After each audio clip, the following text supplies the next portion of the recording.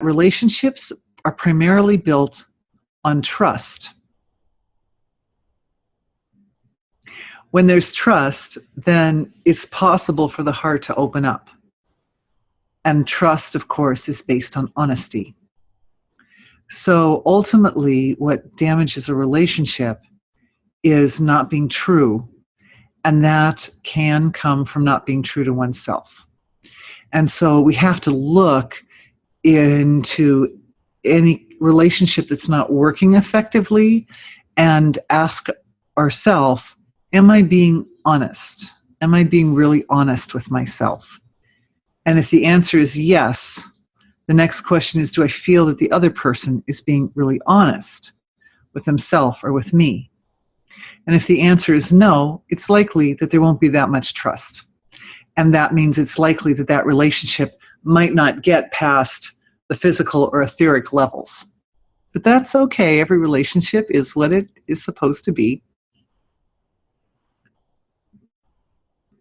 We're clearing self-deception. I'm just looking at the many, many threads, speaking of weaving.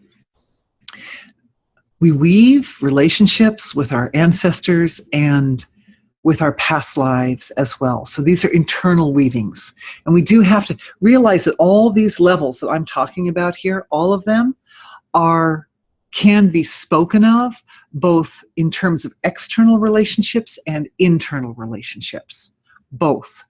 So now I'm switching over to talking about this emotional level on kind of an internal relationship perspective.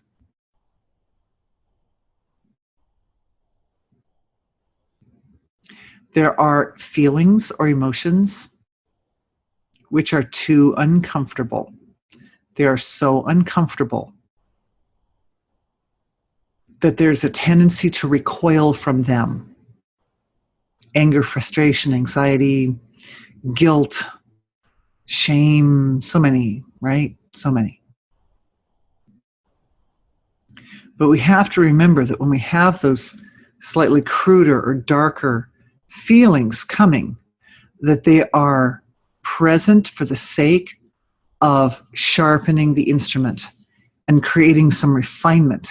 They are present because there's an area that has the potential to refine, and the discord or the discomfort is a great motivator to work into that area and create some refinement. So when we talk about self-deception, for example, in terms of DNA or in terms of past incarnations where we were living in a world where our world paradigm was limited enough that we were buying into a very limited view of creation that wasn't based on self-referring and validating from inner knowingness,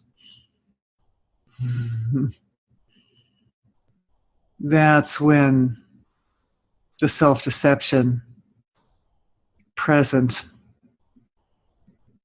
You know, trusting authorities more than we trust ourselves, that kind of thing. So we need to shift that out of the system. And I'm seeing it more in the field of past lives than I am in the field of ancestors.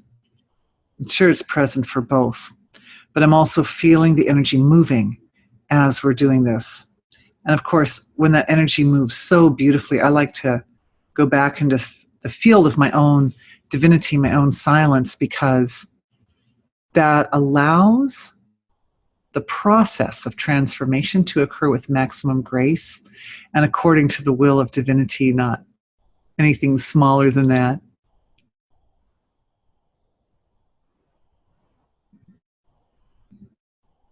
Self-deception, clearing it. Thank you. For some people, self-deception is in the food. It's in food. It's in the food we eat. There are molecular structures in the food which elicit a self-deceptive response. Like, for example, sugar is highly addictive. So it kind of deceives the body.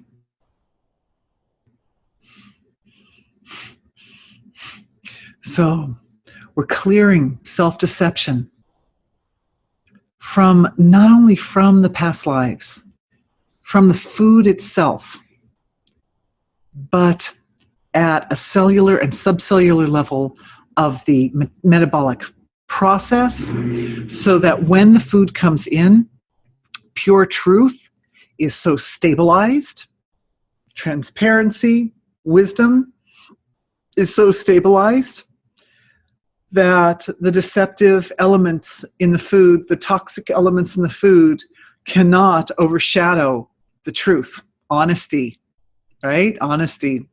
So truth, honesty, transparency, and a kind of a fearless quality are activating at a cellular and subcellular level of the physiology, so that these bodies cannot be deceived.